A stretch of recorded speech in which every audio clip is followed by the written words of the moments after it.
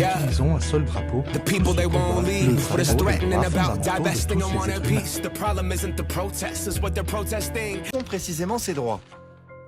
Ces droits, regroupés en 30 articles, assurent la protection fondamentale de la personne et de sa dignité.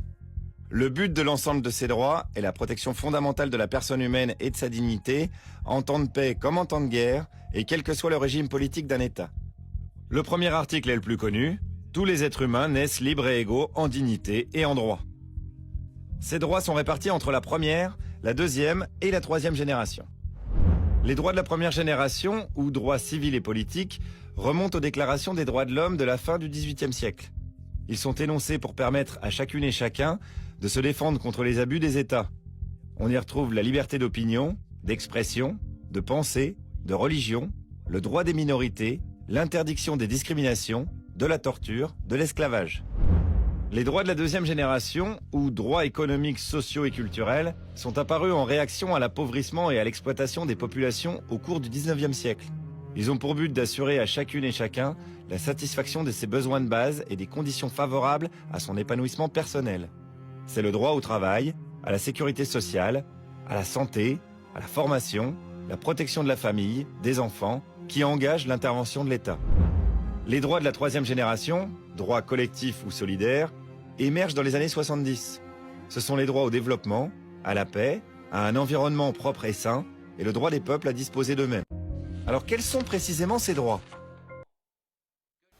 Considérant que l'ignorance, l'oubli ou le mépris des droits de l'homme sont les seules causes des malheurs publics et de la corruption des gouvernements, ont résolu d'exposer dans une déclaration solennelle les droits naturels, inaliénables et sacrés de l'homme. Je vous demande de vous lever, messieurs.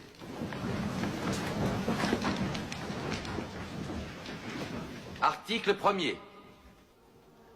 Les hommes naissent et demeurent libres et égaux en droit. Les distinctions sociales ne peuvent être fondées que sur l'utilité commune. Ces droits sont la liberté, la propriété, la sûreté et la résistance à l'oppression. Le principe de toute souveraineté réside essentiellement dans la nation. La loi n'a le droit de défendre que les activités nuisibles à la société. Tout ce qui n'est pas défendu par la loi ne peut être empêché.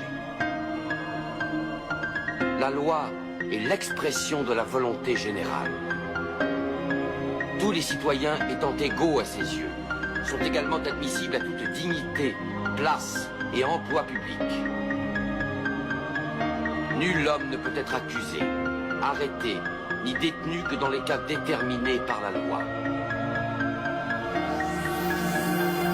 Tout homme est présumé innocent jusqu'à ce qu'il ait été déclaré coupable. Nul ne doit être inquiété pour ses opinions, même religieuses. La libre communication des pensées et des opinions est un des droits les plus précieux de l'homme. Tout citoyen peut donc parler, écrire, imprimer librement, sauf à répondre de l'abus de cette liberté dans les cas déterminés par la loi.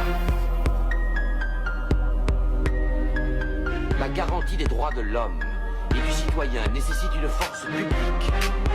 Cette force est donc constituée pour l'avantage de tous. La propriété étant un droit inviolable et sacré, nul ne peut en être privé, si ce n'est lorsque la nécessité publique, légalement constatée, l'exige.